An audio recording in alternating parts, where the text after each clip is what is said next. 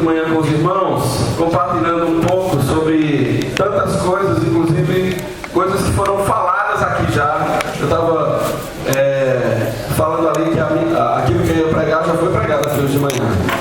Aquilo que eu ia dizer aqui já foi dito, mas tenho a certeza e a convicção que Deus quer passar um marca-texto nessas coisas. Deus quer alertar a sua igreja para cada uma dessas verdades. Deus quer destacar nessa manhã essas verdades que foram ditas aqui. E eu queria compartilhar um pouco sobre amar a Deus e amar ao mundo. Desde ontem nós temos escutado sobre o amor de Deus, quando Samuel, com tanta propriedade, nos compartilhou sobre a identidade. E eu queria poder compartilhar um pouco sobre o nosso amor a Deus, porque tem um concorrente. Tem alguém que quer roubar o nosso amor a Deus. Tem alguém que quer desviar esse foco desse amor. E esse alguém chama-se mundo. E nós vamos compartilhar um pouco sobre amar a Deus ou amar o mundo. Amar o mundo ou amar a Deus. Eu queria que os irmãos estivessem com suas Bíblias, que nós vamos ler muitos textos hoje de manhã. E a palavra de Deus vai nos lavando à medida que formos lendo a palavra. Primeira coisa que eu queria dizer é que a palavra mundo na Bíblia tem vários significados. Tem hora que você vai ler a palavra mundo e vai estar falando sobre o universo. Outro momento você vai ler um versículo com a palavra mundo, e esse mundo vai estar expressando o sentido da raça humana. Outra hora você vai estar lendo a palavra mundo na Bíblia com o sentido do sistema que governa essa terra. Então nós precisamos discernir em cada texto a diferença sobre a palavra mundo. Vamos ter alguns exemplos que eu queria ler com os irmãos. Abra sua Bíblia em Romanos capítulo 1, verso 20.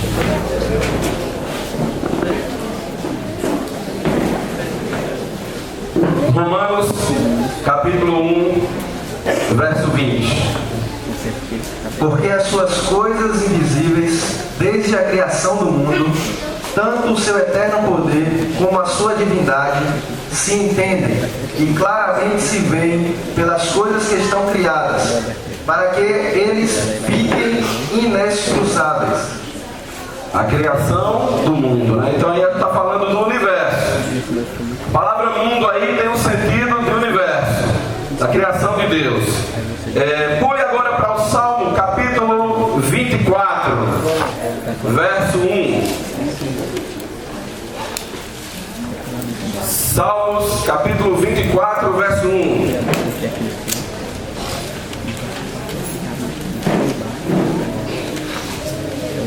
Do Senhor é a terra e a sua plenitude, o mundo e aqueles que nele habitam. Aí nós estamos falando mais especificamente, a palavra mundo, mais sobre terra, sobre o planeta Terra. Salmos ainda, capítulo 9, verso 8.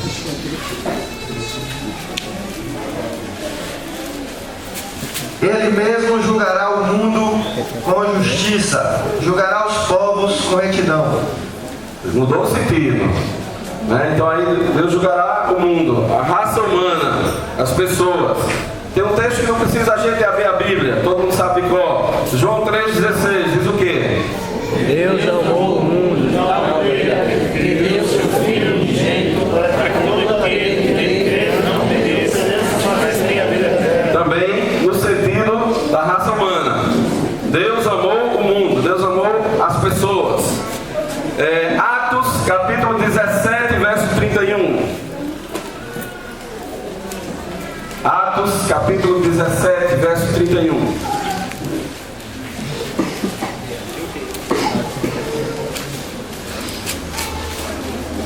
Porquanto tem determinado um dia em que com justiça há de julgar o mundo, por meio do varão que ele destinou. E disso deu certeza a todos, ressuscitando dos mortos. Há de julgar o mundo, a raça humana, as pessoas. João capítulo 15, verso 18. João 15, 18.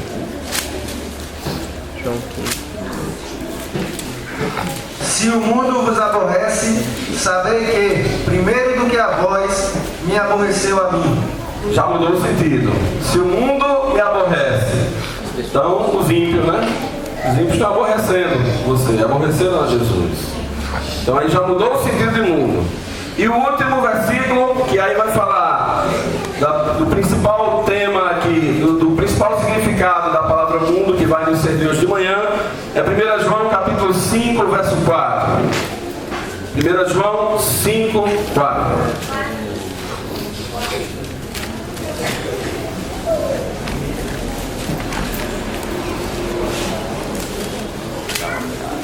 Porque todo o que é nascido de Deus vence o mundo.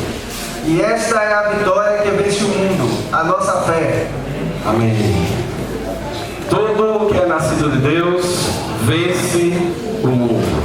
Você é nascido de Deus? Amém. Você vai vencer o mundo. Você tem vencido o mundo. Amém? Esse sentido de vencer o mundo não é vencer pessoas, não é vencer a Terra, o globo terrestre, não é vencer o universo, mas é vencer esse sistema que está imposto aqui nessa terra, esse mundo. Sobre esse mundo, a palavra nos diz que nós vencemos esse mundo. Amém? Amém. Amados, não há como ter unidade entre Deus e mundo. É como se fosse água e óleo. Bota água lá, bota um pouco de óleo dentro, você bate, não tem como misturar. Deus é verdade. O mundo é o quê? Mentira. Deus é luz. O mundo, Deus se revela. O mundo quer esconder, quer ocultar. Deus é amor. O mundo é egoísmo, é ódio, contrário do amor. Deus nos ensina a repartir. O mundo nos ensina a ter para si, acumular riquezas. Deus, através da sua palavra e de Jesus, nos ensina a ser o último. O mundo nos exige ser o primeiro. Deus nos ensina a fazer bem ao próximo. O mundo nos ensina a fazer bem a nós mesmos. Deus, através de Jesus, nos ensinou a humildade. A bandeira do mundo é a soberba. Não tem como ter unidade entre Deus e o mundo. Por isso que o apóstolo escreve em 1 João capítulo 2, versos de 15 a 17, vamos ler esse texto, e nos recomenda sobre esse texto, que nós não podemos amar este mundo. 1 João capítulo 2, de 15 a 17.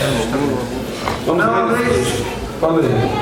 Não ameis o mundo, nem o que no mundo há. Se alguém ama o mundo, o amor do Pai não está nele.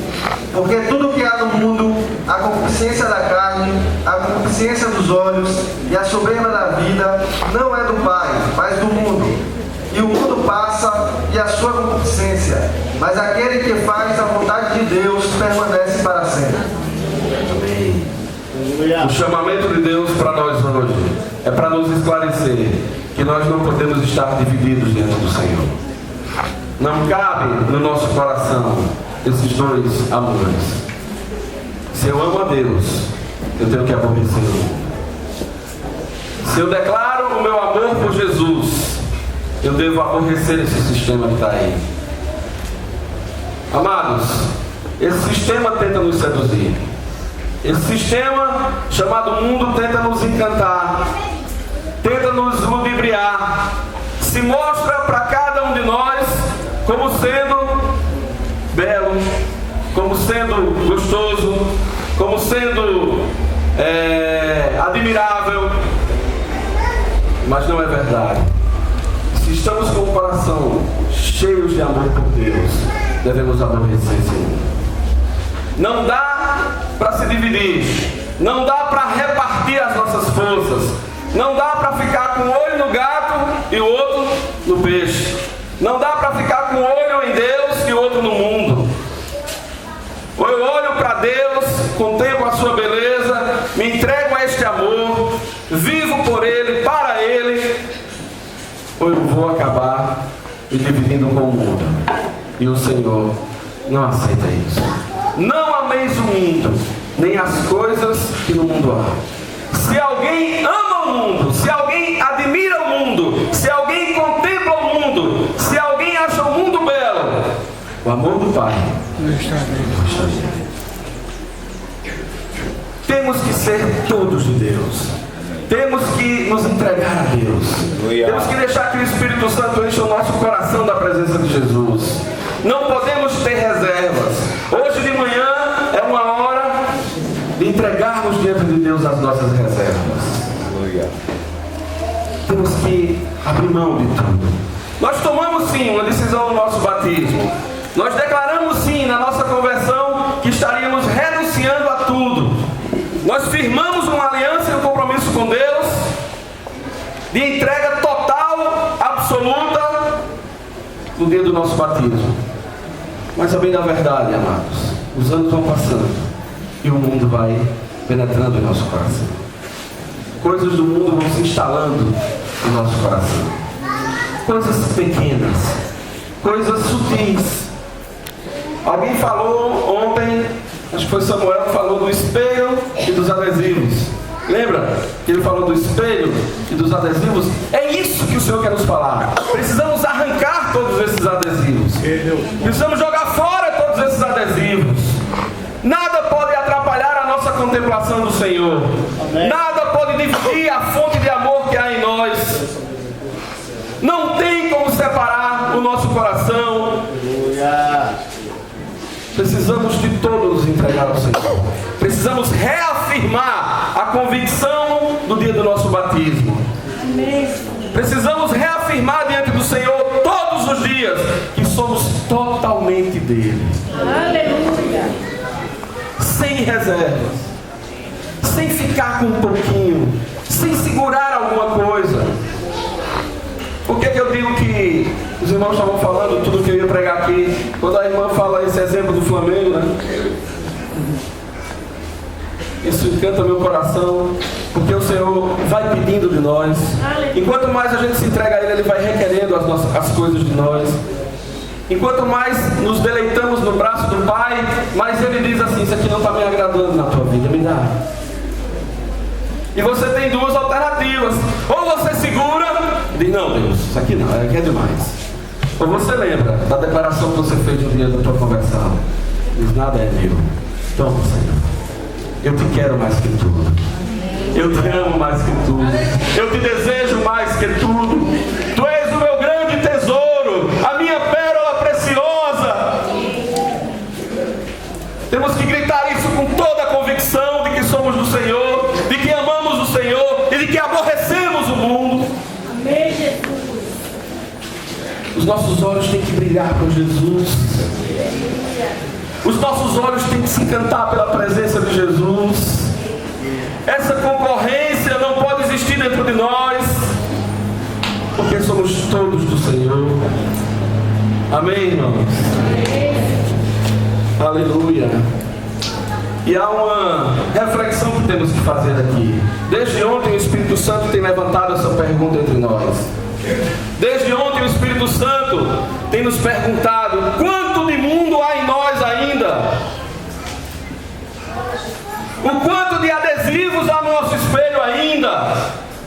O quanto a nossa visão está ofuscada da pessoa de Cristo? O quanto chegamos no encontro desse aqui tendo que controlar a nossa mente, porque ela não consegue se firmar na presença do Senhor, porque nós nos dividimos com ansiedade, com preocupação, com alvos, com afazeres, com coisas dessa vida, e se torna difícil nos rendermos totalmente à presença de Deus. Quanto há de mundo em nós ainda? Quanto nós estamos retendo nessa reserva dentro de nós? O Espírito Santo nos chama a uma entrega total. O Espírito Santo nos chama a reafirmarmos a convicção do nosso batismo, de uma entrega total, de uma entrega sem reservas. Amados, precisamos refletir hoje de manhã o quanto há de mundo em mim. Não se assustem, eu não quero dizer aqui mundo sinônimo de pecado. Não estou falando diretamente para alguém que esteja em pecado. Eu sei que o coração dos irmãos é de andar em santidade, agradando a Deus, servindo ao Senhor. Não falo aqui que alguém tem que largar o pecado, isso não é novidade. Quando pecamos, temos que andar na luz, confessar aos irmãos, a Deus e aos irmãos. Eu falo de coisas na nossa vida que não é pecado, que é lícito ter, que é gostoso ter, que é prazeroso ter, e que não está escrito lá na palavra, não pode ter. O que o Senhor quer subtrair de nós, o que o Senhor quer provocar em nós o desejo de entregar para Ele, são coisas lícitas, mas são coisas que tomam a nossa vida, que tomam a nossa energia, que tomam a nossa força, que tomam o nosso pensamento. Quando pergunto o que há de mundo ainda em mim e em você, eu não estou perguntando quanto há de pecado em mim e em você, porque como o Samuca falou, nós temos a identidade de Jesus, nós somos santos, se pecamos, confessamos, voltamos a ser santos. Mas quando eu pergunto o quanto há de mundo em mim e em você, eu pergunto o quanto há de sabor por esta vida aqui ainda em nós. Esses dias hospedado lá na casa de Bruno, ele disse assim: Beguinho, fica com o meu carro aí, para você ir voltar para o retiro. Eu entrei dentro daquele carro, eu fiquei todo perdido, né? Porque é um carro, você abre o portão de dentro do carro com um comando dentro do carro, nunca vi isso na minha vida. Aí eu olhei assim, um câmbio diferente, não tem embreagem, procurei, não tem embreagem. Aí eu fiquei todo enrolado nesse carro, né? E aí eu comecei a dirigir. O primeiro dia eu fui para casa dando umas cangueiradas ainda para passar no quebra-mola. No segundo dia eu achei o carro fantástico. No terceiro dia eu estava dirigindo assim, esse é o carro. Ontem eu cheguei para ele e disse assim: meu irmão, é o seguinte, o meu temor é que eu esqueça de ir para Ilhéus pegar o avião, pega o teu carro e da reunião mesmo vai para casa. Amados, tudo quer nos seduzir, tudo quer roubar essa energia que há em nós para amar a Deus. O que tem de errado no carro? Nada. Está aí para ser usado para o Senhor, para a honra e glória do nome de Jesus. Que atitude bela do irmão de pôr o carro na mão da gente. Mas se não tivermos cuidado, aquele carro que ora era um instrumento para servir ao Senhor, se torna um concorrente do nosso coração, do singelo amor que Deus colocou em nós por Ele mesmo. O quanto há de mundo em mim é o quanto há de sabor por essas coisas dessa vida. Nós não podemos amar essa vida. Há de ser criado em nós um abuso por esta vida, um enjoo por este mundo, não pelas pessoas com paixão, mas pelo sistema que governa tudo isso. Há de ser criado no nosso coração uma impaciência em estar aqui ainda. Há de ser criado em nós um profundo desejo de sair daqui e deixar este mundo. Aleluia. Segundo ponto que eu queria falar para os irmãos é que na realidade ainda estamos nessa vida. Precisamos ainda usar o carro, precisamos ainda usar o ar-condicionado em casa, precisamos ainda usar o ventilador no calor, ainda precisamos tomar uma água gelada. Eu queria dizer para os irmãos que nós podemos usar todas essas coisas e viver esta vida, mas com o entendimento de que somos peregrinos. A igreja do Senhor perdeu o sentido dessa peregrinação. A igreja do Senhor esqueceu-se que a sua pátria não é nesta terra. Amados, nós não somos mais daqui. Nós nascemos aqui, nós crescemos aqui, muitos de nós casaram-se aqui, tiveram filhos aqui, mas nós não somos desta terra.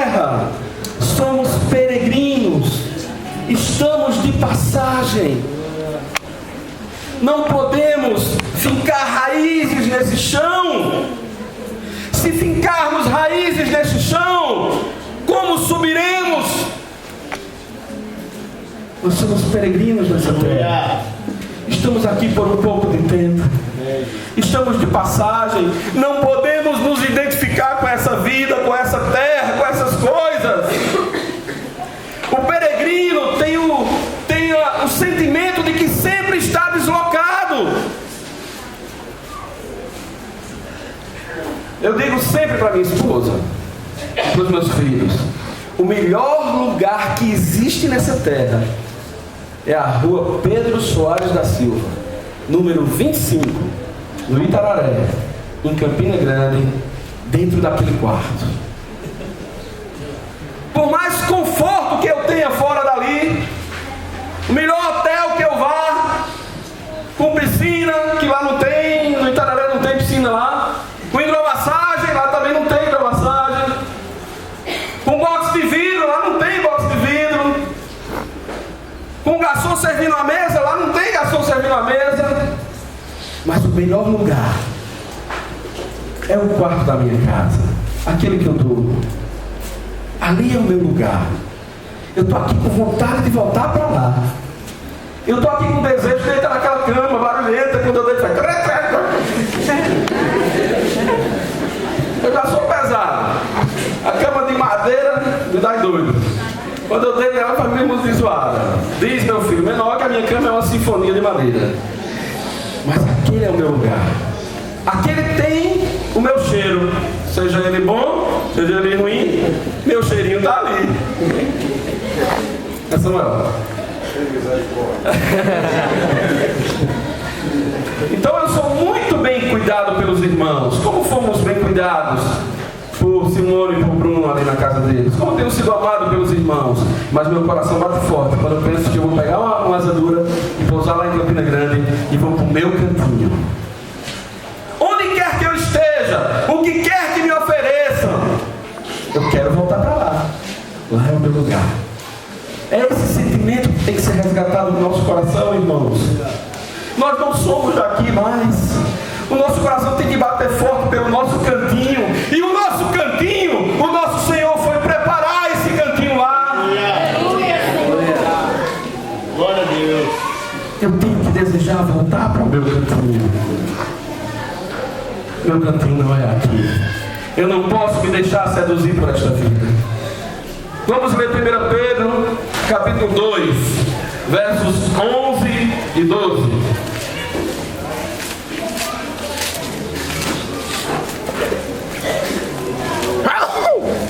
Amados, peço-vos, como a peregrinos e forasteiros, que vos abstenhais das concupiscências carnais que combatem contra a alma, tendo vosso viver honesto entre os gentios, para que naquilo em que falam mal de vós, como de malfeitores, glorifiquem a Deus no dia da visitação, pelas boas obras que em vós observem. Como o quê? Como peregrinos e Forasteiros. não vi. Como peregrinos e Forasteiros. então, repita assim: eu sou um peregrino nesta terra. Eu sou um peregrino nessa terra. Olhe para o seu lado direito e diga ao seu irmão: você é um peregrino nesta terra. Do outro lado agora. Quem puder por detrás. Aê.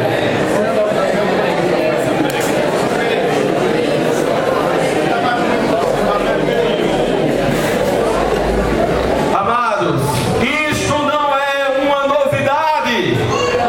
Quando eu tinha 12 anos de idade, faz algum tempo já, vocês podem ver, cantava-se um hino lá na congregacional que dizia assim: sou forasteiro aqui, em terra estranha estou. Amados, eu não estou falando de uma novidade. Eu não trago nada novo. Mas, irmãos, o que foi que aconteceu? Que nós esquecemos que somos peregrinos. O que aconteceu conosco, amados? O que aconteceu com a igreja?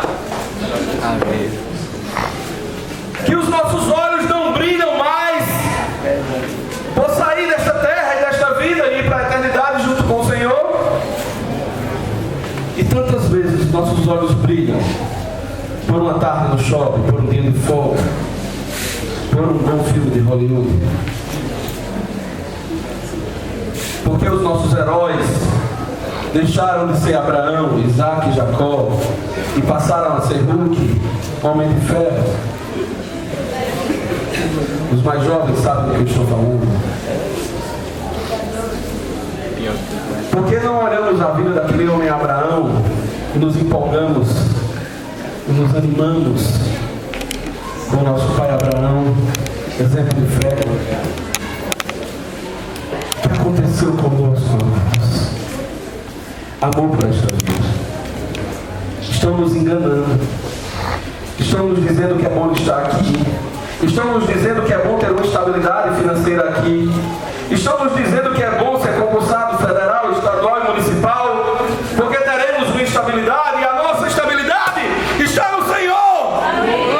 A nossa segurança está no nosso Pai Celeste, que nos garantiu o que comer, que nos garantiu o que vestir, que disse que não passaríamos aqui necessidade, falta de pão e de roupa.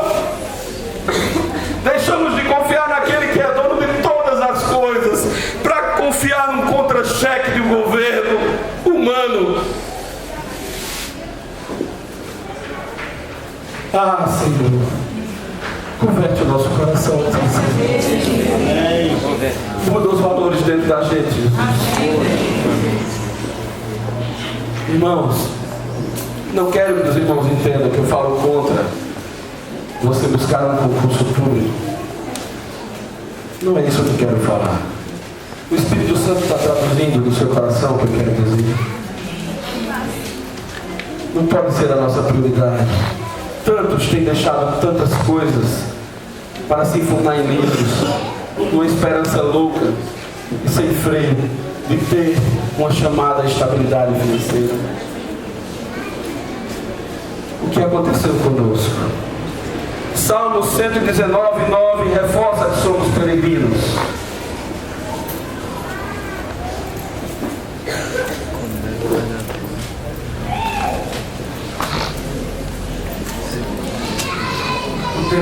É 19, 9?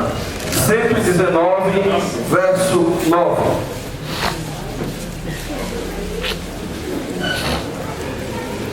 Ah, Jesus.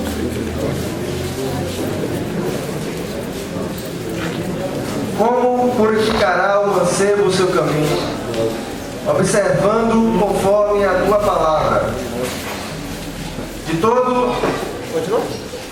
119, 9. Como diz na minha terra, deu águia. Vamos para Hebreus 11. Samuel acha o texto depois. Hebreus 11, verso 13 e 14. Deu águia também. Hebreus capítulo 11, versos 13 e 14. Todos estes morreram na fé, Aí. sem terem recebido as promessas, mas vendo-os de longe e crendo-as e abraçando-as, confessaram que eram estrangeiros e peregrinos na terra. Aleluia. É 119, 19. O anterior é 119 e 19. Mas lê logo o Hebreus de novo, por favor, já está em Hebreus? Tá, mas não, né? Lê Hebreus de novo, porque esse texto é fortíssimo. Hebreus 11, versos 13 e 14. Todos estes morreram na fé. Só um minuto. Que estes são que ele está falando? Você olha o contexto, você olha aqui, Abraão, Isaac, Jacó. Aquela galera boa, né? Continue, amado. Sem terem recebido as promessas, mas vendo-as de longe e crendo-as e abraçando-as, confessando que eram estrangeiros e peregrinos na terra. Porque os que isso dizem claramente mostram que busca uma pátria. Aleluia. Amados, nós precisamos. Obrigado. Nós precisamos confessar aqui hoje de manhã que nós somos peregrinos e forasteiros nessa terra. Nós precisamos confessar aqui hoje de manhã que a nossa pátria não se chama Brasil, que a nossa pátria está nos céus. O Espírito Santo está formando dentro de você e de mim essa confissão e criando em nós o desejo de bradar em alta voz, dizer: eu sou peregrino nesta terra, eu não sou daqui, a minha pátria não está aqui, a minha pátria está nos céus. Amém? Vamos para o Salmo 119, verso 19. Sou peregrino na terra, não escondas de mim os teus mandamentos. Sou peregrino na terra. Você é peregrino nesta terra. João Anjo esteve em Campina Grande mês passado, acho que foi julho, no Nordestão, e ele fez uma recomendação de um livro para os jovens lerem, e citou um capítulo deste livro. O nome do livro é Colunas do Caráter. Um irmão lá em Campina Grande solteiro achou esse livro num sebo, porque esse livro é muito antigo. A primeira edição dele sequer tem data, essa edição. Ou o revisor esqueceu de colocar a data, ou não era costume se colocar a data naquela época. Com algumas pesquisas nós descobrimos que a quarta edição desse livro foi em 1954. Então imagina aí que esse livro é de antes de 1954. E um irmãozinho lá em Campina Grande chamado Dário achou um exemplar da primeira edição no sebo. Aí eu pedi para ele comprar. Ele comprou, foi R$18. Quando eu cheguei aqui em Piauí, que eu mostrei esse livro a André chegou se arrepiou. A capa do livro, ai meu Deus, é aquele que eu vou dormir direto lá em casa. Rapaz, o livro é maravilhoso e engraçado. Ao mesmo tempo, é surpreendente e engraçado. Por que engraçado? Porque, como foi escrito em 1954, os termos que ele usa, você dá risada. E o lutador folê vai rir. Então, por exemplo, tecnologia para ele, de ponta, era calculadora eletrônica. Calculadora eletrônica de dígito verde. Você lembra aqueles dígitos verdes da calculadora eletrônica? Que eram os dígitos, eram uns palitinhos assim verdes, chega era luminoso. Lembra aí, né? Pois é. Então, tecnologia para o escritor daquele livro era isso, calculadora eletrônica. Ele chega a dizer no livro que, em termos de evolução dos telescópios e microscópios, o homem já tinha chegado ao seu limite e não ia mais evoluir. Não imaginaria ele que ia ter um telescópio chamado Hubble, que fotografa as galáxias, né? Então essas coisas dão vontade de você rir. É bom que torna a leitura divertida. E um problema é que há muitas expressões que eu nem imagino que sejam. Palavras que a minha avó que usava, o meu avô, meus avô, e às vezes você tem que recorrer ao dicionário ou ao Google. Você já sabe, não entendo tudo ainda. Por que eu estou citando esse livro aqui? Porque uma das coisas que chocou o meu coração foi ler aquelas palavras ali, ele fala do caráter, e comparar com o meu coração hoje. Então, quando ele fala de herói, agora eu brinquei com o filme Os Vingadores, mas é uma coisa séria, uma coisa muito séria. Como com o passar do tempo mudou a nossa cabeça em relação a algumas verdades, que nem são verdades bíblicas em si, são coisas da vida, mas como essa vida moderna conseguiu deteriorar esses valores. Então ele conta a história de um homem, de um garoto, um rapaz, que ele estava na beira-mar e um navio bateu em umas pedras e ficou para afundar com muitas pessoas. Isso aconteceu ou na Inglaterra ou na França, não lembro bem. E aquele navio ia afundar e ia morrer todo mundo. E começou a juntar algumas pessoas na praia querendo ajudar, mas não tinha como, porque o mar estava muito revolto, ondas gigantes. E ficava aquela aglomeração de pessoas vendo as outras pedirem socorro no navio, mas sem coragem de fazer nada. Até que esse garoto, forte, novo, jovem, chegou perto de um velho pescador e disse assim: moço, não tem como a gente fazer alguma coisa para salvar alguém dali não? Ele recorreu à experiência do pescador, né? E o pescador olhou assim, rapaz, não tem não, vai ter jeito não. Como disse Samuel, só luta. Aí o jovem não se conformou com aquilo, ele não deu aquela resposta como o resultado final. E ele pergunta de novo ao pescador: mas moço, tem certeza, não há nada que a gente possa fazer para ajudar alguém dali? O pescador já com o coração já ficando abusado, disse: não, já disse que não, com essas ondas aí não tem como fazer nada. Mas aquele moço não se conformou e fez a terceira pergunta ao pescador, botando a mão sobre o seu ombro e prendendo com firmeza o seu ombro, disse assim: deve ter alguma coisa que a gente possa fazer para salvar alguém. Será que a gente não pode fazer nada aqui? E o pescador, já abusado, disse: tá, bem, você quer bem entrar nessa onda aí nadando com a corda e salvar alguém de lá? E ele perguntava ao pescador: onde é que tem uma corda? Arranje uma corda desse tamanho que eu possa fazer isso então. Aí o pescador, como que diz, eu quero mesmo ver o que esse time vai fazer, foi lá na barraca do salva-vidas, pegou uma corda muito grande, o jovem pegou, amarrou na cintura essa corda e largou-se no mar, nadando em direção ao navio. O povo da praia lá estava, lá ficou, agora não somente com a angústia dos que estavam morrendo, mas querendo torcer e dar força ao ímpeto do nadador, e ele vai nadando, e ele avisa: quando eu sinalizar com a mão lá do navio, vocês puxem a corda. Sobe no navio, amarra em alguém de lá, empurra a pessoa dentro d'água e sinaliza, e eles começam a puxar aquela pessoa. Ele mergulha e nada de volta. Quando chega na praia, o que é que ele faz? Repete a operação: pega a corda, amarra em si mesmo, nada até o navio, chega lá, pega uma pessoa do navio, amarra na corda, joga na água, sinaliza, eles puxam e ele volta nadando.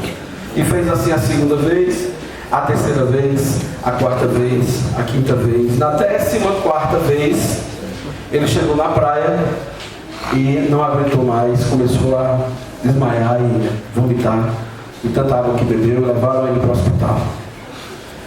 Aí o navio afundou, morreram. Todos estavam no navio. Para todo mundo, aquele jovem era um herói.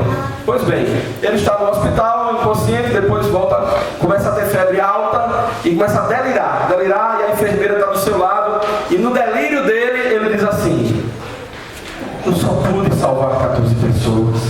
Como eu não tive forças para salvar mais uma, só 14 sobreviveram, só 14 eu salvei. Como eu queria ter tido forças para salvar a 15ª. E aquela enfermeira ficou impressionada com aquele jovem. O autor do livro descreve isso como um herói. Esse é um herói. E quando eu penso hoje nas nossas crianças, o que está sendo formado na cabeça da garotada, de ter um modelo como o tal do Homem de Ferro, que é de ferro e de soberba ele, né? Ele poderia ser chamado do Senhor Soberba, aquele Homem de Ferro. Ou aquele Hulk, né? O Senhor cólera, ira, sei lá o que, descontrolado. E a gente começa a perceber como esses valores foram danificados dentro de nós. Como este mundo está corrompendo os verdadeiros valores que Deus estabeleceu. Como aos poucos entra no nosso coração conceitos dessa vida e deste mundo. Nós precisamos entender, amados, que nós somos igual ao salmão quando vai desovar. Nós temos que nadar contra a correnteza. Alguém já viu a Piracema? Tantos peixes morrem ali. Tantos são facilmente agarrados pelo urso que fica à espreita para quando o peixe pular ele pegar e comer. Quantos batem nas pedras e morrem, mas eles têm uma definição. E a definição deles é: eu vou subir esse rio, custe o que me custar. Se me custar a vida, não importa, mas eu não vou na correnteza. Eu não vou pegar carona nesse rio. Eu vou nadar contra esta força que é maior do que eu, mas eu vou chegar lá em cima. Temos que viver neste mundo dessa forma. Precisamos entender que nós estamos na contramão do mundo. Não há facilidade para nós, não há moleza. Nós não podemos parar para contemplar a paisagem. Não dá para contemplar a paisagem deste mundo.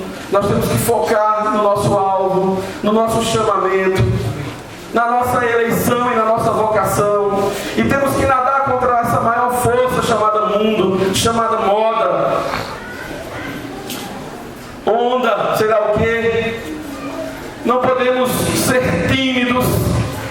Não podemos sofrer sem causa. Temos que enfrentar este caminho duro contra a correnteza. Temos que dizer não a este mundo. Temos que buscar o Senhor e proclamar o reino de Deus e a sua justiça.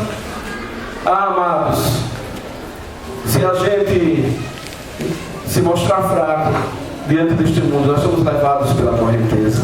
Desde pequeno eu digo aos meus filhos, eles ainda estão na escola. Eles ainda estão na escola. E eu sempre digo a eles desde pequeno, vocês são diferentes de todos que estão ali. Mas vocês não são menores, inferiores, comparado aos seus amiguinhos de sala de aula. Vocês são sacerdotes de Deus vivo. Assumam essa diferença com fé, com coragem. Meu filho o mais velho tem 15 anos. Na turma dele, todos os garotos da idade dele já se embriagaram. E contam isso em sala de aula. E filmam nos celulares para mostrar na segunda-feira a balada. E eles saindo embriagados da balada. A maioria deles já não são mais virgens. Todos, com exceção do meu filho, têm namorada e andam desfilando no colégio de montada com suas namoradas. E eu digo ao meu filho, assuma essa diferença. Com coragem, olhe no olho e diga assim, eu sou de Jesus. Eu não quero nada com isso. A minha balada é outra. O meu amor é por Jesus. Pela minha irmãzinha Luísa, pelo meu pai Belinha, pela minha mãe Ana. E eu digo isso. Digo, não tenha vergonha de ser diferente. Não tenha medo de nadar contra a maré. Deixe que o Espírito Santo lhe encha de coragem para dizer assim, eu sou diferente. Eu quero ser diferente do mundo. Quero ser semelhante a Jesus. Amém? Assumamos essa subida desse rio. Assumamos essa piracema. Assumamos esse caminho que nos está proposto. Amém? Agora, amados, antes da gente fazer um pequenininho intervalo, eu queria só dizer que para nós há uma dificuldade interessante que eu tenho observado nesse item de ser peregrino. Há algo que nós experimentamos entre nós que nos dificulta muito também nessa caminhada do peregrino e que é muito próprio à igreja. O que ocorre? Você estava lá no mundo. Lá no mundo você estava todo bagunçado. Estava enrolado, endividado, cheio de vício, de pecado. Aí você se converte. Quando você se converte, você começa a ser edificado ali na igreja. Começa a aprender como você se portar. Os maridos começam a aprender a amar suas esposas. As esposas começam a ser ensinadas a serem ajudadoras dos seus maridos. E amados, cria-se uma tentação em potencial. Que tentação é essa? É que a minha casa se torna um lugar tão gostoso, tão bom, de tanta paz, de tanta harmonia, que foi produzida pela presença de Jesus, que eu também posso começar a gostar dessa vida. Rapaz, é tão bom aqui em casa. Rapaz, é tão maravilhoso, minha esposa é tão... Meus filhos maravilhosos. A esposa diz, meu marido é outro. Ele hoje é um santo. E essa vida ordenada no meio da família tornar-se também um concorrente em nosso coração pelo nosso amor a Deus. Cuidado, amados. Cuidado. O Senhor ordena a nossa vida e ordena a nossa casa para que sejamos modelo para o mundo, para que sejamos testemunhos do Evangelho de Jesus Cristo, para que o nome de Jesus seja exaltado e que o mundo saiba que no nome de Jesus há poder para transformar vidas. Mas o Senhor não restaurou a nossa casa e a nossa família para a gente ficar olhando para ela e dizendo, é tão bom viver aqui, é tão bom essa vida aqui. Nem isso nós temos direito, de deixar de contemplar o Senhor e a expectativa de uma vida com o Senhor na nossa pátria celestial por uma vida aqui na terra de uma família bonita e ordenada. Até nisso temos que ter cuidado.